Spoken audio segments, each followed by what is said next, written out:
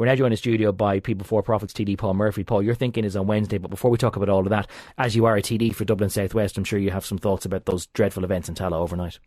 Yeah, I mean, obviously it's just horrendous. The worst possible tragedy that you can imagine, to have young people's lives taken in that way.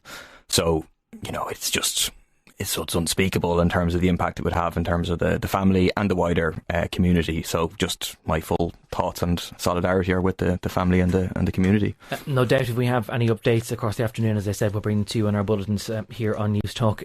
It is an interesting time to be an eco-socialist, because you could sort of argue that we have the collapse of the established financial order and the collapse of the established energy order all at the same time. So there might be some people who are tuning into your thinking on Wednesday, hoping that you've got some big ideas up your sleeve to fix both. Yes, I think that's right. I think that we're seeing a huge crisis of capitalism right now in terms of its failure to be able to deliver very basics for people. I mean, we're in the 5th richest country in the world, and it can't deliver housing for people, can't deliver affordable energy for people. You know, hundreds of thousands of people are going to be faced with the choice between heating and eating this winter.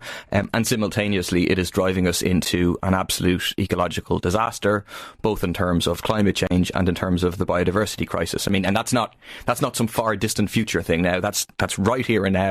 That's in Pakistan. That's in Europe. In terms of heat waves, in terms of floods, we're seeing the impact. And we need a radical alternative to tackle both of these crises, which are absolutely intertwined. And that's, I think, the eco-socialist alternative, which starts from saying that the needs of ordinary people and our planet should come before the profits of the corporations. So where do you start?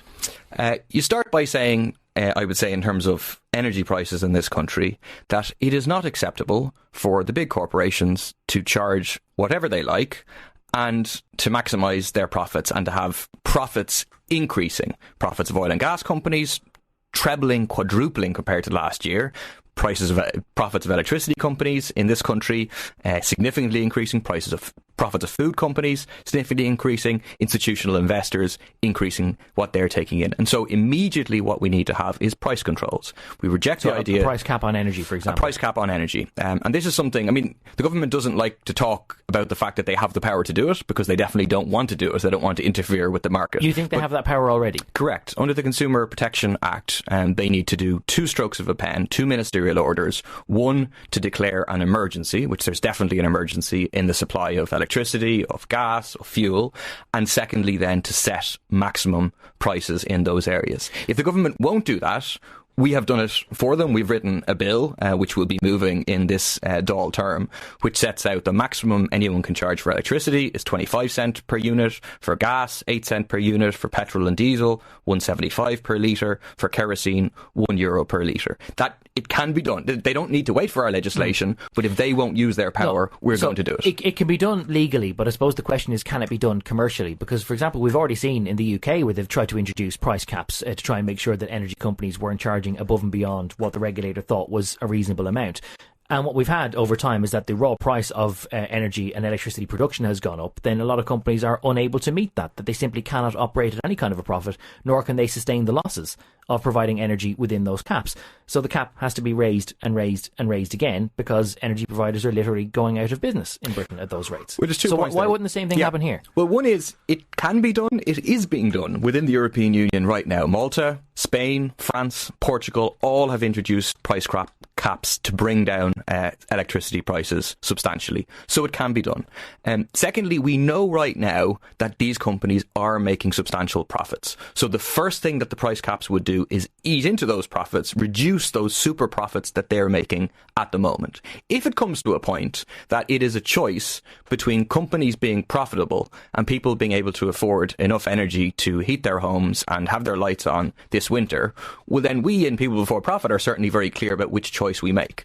And, you know, we stand for a renationalised energy supply and full energy sector. We had the cheapest electricity in Europe before we had deregulation and effective privatisation of electricity supply. And now we have one of the most expensive in Europe. And so we think we should renationalise the energy, also precisely because of the climate catastrophe. We should be using a nationalised, publicly owned electricity company to drive the rapid transition to green energy. But that takes longer then a price cap. So if you introduce a price cap tomorrow, as you believe the government has the right to do so, and if that price cap then ends up driving providers out of the market or out of business entirely, what do you do? We nationalise them. Their share price collapses. You can't do that overnight. Of course you can. Of course you can. It's the idea, and you want to go to Centrica PLC, for example, and nationalise Bord Gáis Energy, one of their own subsidiaries. Correct. And you could do that overnight. Correct. And immediately. If you had a left government with socialist policies that is actually committed to putting people's needs first, because I heard you earlier on asking the question about like how can we get these companies not to? Why are they still putting up prices whenever they're doing well in terms of profits? Well, because that's the law. Like the responsibility of the directors of the company is to maximise profits for their shareholders. So the law of capitalism is to say that these people should not care about the fact that people are going to die as a result of cold this winter. And that's just a logic that we absolutely reject. That's why we're socialists. That's why we think we need to have the key sections of the economy in democratic public ownership and actually plan things. And I am convinced that it is the only way we will avoid absolute climate catastrophe on a global scale. Like capitalism is simply not going to do it. This may be getting a little bit too far into the weeds, but if you had a nationalised energy sector, and we know that we are incapable right now of generating as much energy on these islands as we need to supply our own needs, we're going to have to find the deficit some way, and it still seems like the way to do that is gas. And if it's not gas, then it might be something like nuclear. I think it doesn't make any sense in the world that we're in and the disaster that we're heading straight for with our eyes very wide open in terms of the science of climate change to invest in any more fossil fuel infrastructure. It makes no sense at all. We're already going to miss the already inadequate targets that are set out. So then how do you bridge the gap then? Yeah, because if you have a nationalised energy provider, if all the providers, all the retail providers are all nationalised and they all need to get energy from somewhere else to fulfil their customers' needs, they have to pay the world market prices and they're going to have to pay for gas. So how does it get any cheaper? We need to have a programme in this country of reducing energy usage. And that isn't reducing energy usage on the stuff that's useful for ordinary people, but we need to reduce energy usage, by example, by saying, okay, definitely no more data centres. They're currently using, 15% of our electricity. No thanks to that going up to 30% by the end of this decade. We need to get people out of private cars into electrified, green, expanded transport, public transport. The way to do that is to have free public transport. We need to reduce energy usage in people's homes, for example, by prioritising the rollout of free attic insulation upfront, no cost to ordinary people, and then go for full, deep retrofits again at no cost to ordinary people. That can be done, and the benefits can be shared out between the state and the individual householder over a period of 10 years. So people see their bills drop, we see a reduction in energy usage. That's necessary. Like, if we continue to expand energy usage, it's the point about we're trying to go down on an upwards escalator, and we aren't going to be able to have the shift to renewable energy, 100% renewable energy in time, if we're just going to bow down to the demands of TikTok to say we need more data centres in Ireland at a time that there's an energy crisis. The thing about data centres, though, is that are they not sort of, whether they're in Ireland or not is a separate question, but aren't they sort of indispensable for the modern way in which we run our lives? If you have an email account, the server is in the cloud somewhere, and that cloud is in a data centre. If you use Twitter, the tweets that you post, that you and I both post on Twitter, are in data centres. The podcast that you produce lives on a data centre somewhere. Don't they have to exist somewhere? All that stuff, I think, and that's a choice for society as a whole, but I think that is all necessary, socially useful stuff.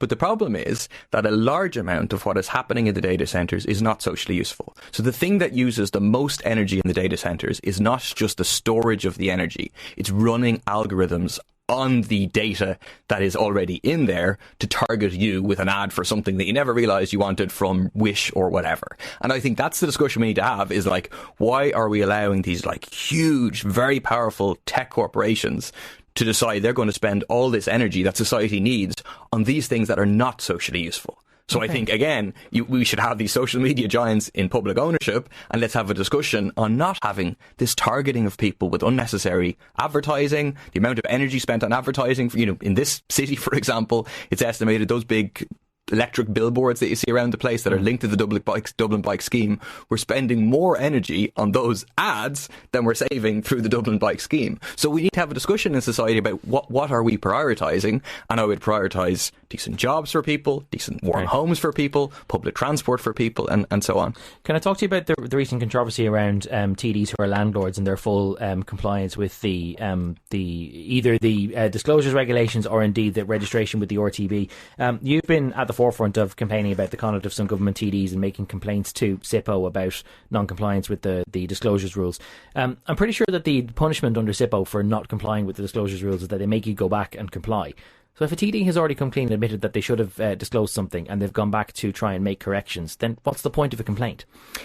To try and draw out the reality of what has taken place. It's a show trial then, isn't it? Well, it's appropriate that there be investigations into how, I mean, Robert Troy went back and changed his declarations over a period of 11 years. 11 years of, his version of the story is 11 years of kind of deep incompetency in terms of filling out a very basic form that spells it out in black and white on every single page. We're not just talking about the 31st of December, we're talking about the whole year. So an investigation, a finding against a minister, I think would be important to say that the ethics legislation actually means something. Breaches of the ethics legislation have consequences. And but hang on, what are the consequences though? If SIPO would say Robert Troy should go back and amend his disclosures and he's already done it, what's the consequence? I mean, that people can take that into account. That people in his constituency at the next election can say, oh, well, SIPO made a finding against this person. He said that he had breached the ethics legislation repeatedly, as I believe he did. And then that's up for the people in this constituency to vote on that basis. But I think such findings would be useful. Obviously, having SIPO with more teeth. I'm sure you've read the annual reports every single year, which finish with there's 4 or 5 pages of recommendations, maybe 20 on a page, and they report on progress to date on almost every single box is none. So we need to actually give the ethics watchdog teeth to be able to do more than that. But even given the limited powers that they have, it's better that there be an investigation than there not be. In the last couple of days, of course, separate to this, including by myself, there's been reporting about Stephen Donnelly, the Minister for Health, and some of his previous campaigns to change the tax treatment of what he terms accidental landlords, and he himself then latterly described himself as an accidental landlord. I know that you made a complaint in the last few days to the Dáil Committee on Members' Interest, because it would appear that that's the place that you're supposed to go to complain if you believe that a member of the Dáil was supposed to have declared an interest in a debate and didn't do so. I believe you've heard back recently. Yes, so there's an interesting loophole whereby if you want to make a complaint about a member not declaring their interests in a debate, for example, which is very clearly the law, that if you're participating in a debate, you have a material interest, you're meant to declare it at the start or during your speech. You're meant to normally go, for a member of the Dáil, to the Committee on Members' Interests in the Dáil. So that's supposed to be the first port of complaint. That's supposed to be the first port of call. However, they've got back to me to say that they don't cover ministers. So kind of ironically, once you become a minister, even if this is about stuff that Stephen Donnelly did when he was not a minister, when he was just a member of the Dáil. Or alleged to have done, to be fair, but yes, okay. Yeah. I mean, the speaking and so on. Ironically, once you become a minister, you're now then shielded. They say, oh no, we don't deal with this. And then they pointed me the direction of SIPO again, so I've also now submitted a complaint to SIPO in relation to it. But do SIPO have the power to investigate ministers for not disclosing stuff if in fact the law says that you're supposed to go to the Committee on Members' Interests? So certainly the Committee on Members' Interest interpretation of the law is that they deal with what are called office holders, so people, TDs who aren't ministers, exactly. And they say it is SIPO that deals with those people who are ministers, even although it's a peculiar area here because we're dealing with someone who wasn't a minister at the time and is now. So we'll see what SIPO say about it. And it's possible, therefore, that SIPO, we wait to see what they say about that, but SIPO could potentially turn around and say, well, our understanding of the law is that you don't come to us. You're supposed to go to... Yes, I mean, if they come back... Or that we don't have the power. Then there's a very serious flaw in the law has been exposed, which is that there would be this grey area, effectively, where someone, if you were a TD, when you allegedly did the thing that breaks the law, but you're no longer, there effectively would be no one to investigate. So we'll see.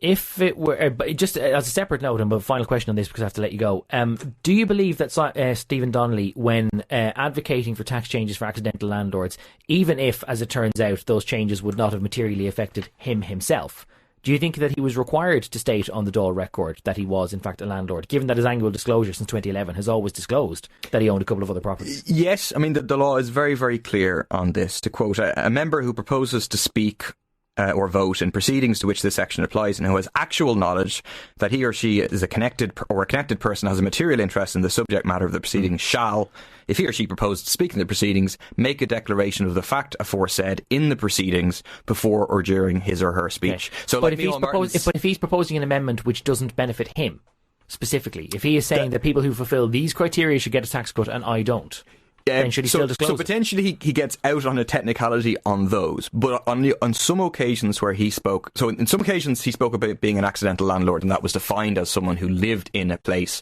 for 2 years, then was out of it and renting it out while renting somewhere else, and he wouldn't meet that criteria. But on other occasions he spoke about accidental landlords without giving that definition, and therefore potentially he would have been included and did have an obligation to say hands up. It doesn't discount what he has to say, but it's just relevant information for people to know. Hands up, I would benefit from the change that I'm now proposing. And you think that therefore he should have said it explicitly out loud? I think it's clear, yeah, and I think the Taoiseach's explanation that he had it in his annual declaration of interest, the thing that Robert Troy wasn't doing, that isn't a defence to that, because that is very, very clear that you have to say it while you're speaking. A question has come in to 53106, and I'll make this the final question. Do you believe that TDs, when elected, should be forced to dispose of any other property, or is it reasonable that somebody who gets elected who already has a home or a second home or has inherited something from family should be allowed to keep it on? So I think given the disproportionate influence of landlords in the Dáil, I mean, and I believe we have very much a pro-landlord and pro-big landlord government, I think landlords in the Dáil should not be voting on legislation that would have an impact on them. For example, so they can keep the house but lose the vote on those particular matters. I mean, on the last day of the Dáil before the summer break, we had the rent reductions bill, which would reduce rents across the country, would create again a control on rents, linking it to 25% of people's income in a given area. And that was defeated. It was defeated by landlords' votes. If landlords hadn't voted, it would have passed. It is your thinking on Wednesday. I'm sure we'll talk more to you about SIPO and everything else then. Paul Murphy, thanks very much for coming into studio. Paul Murphy of People for Profit, TD for Dublin South West. On the Record with Gavan Reilly, Sunday morning at 11. Brought to you by PwC. Great minds think unalike.